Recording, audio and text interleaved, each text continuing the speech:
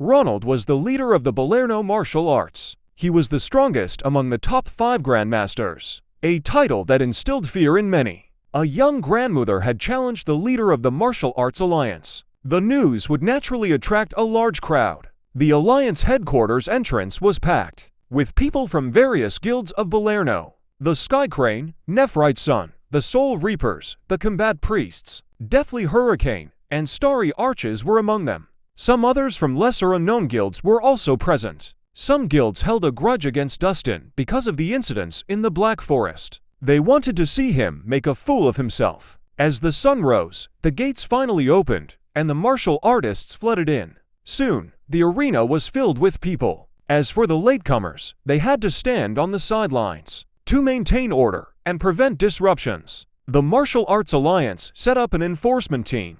A commotion broke out at the entrance gate. The enforcement team had stopped a group of young men and women. "What's going on here? Why won't let us in?" One of them protested. The arena is already full. You should head back," the enforcement team captain replied bluntly. "Head back? Then, how come they could get in?"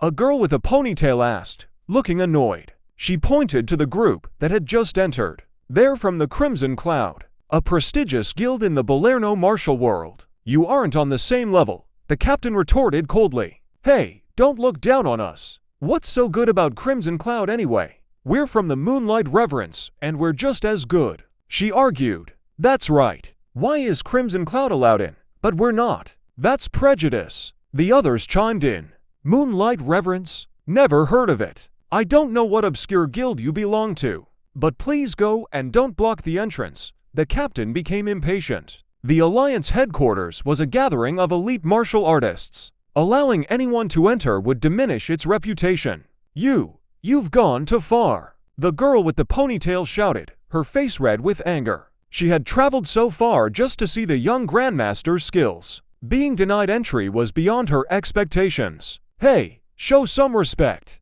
A young man in green clothing approached them. He said, "I'm Toddy Yarns, the senior disciple of the Moonlight Reverence. I'm destined to become a grandmother.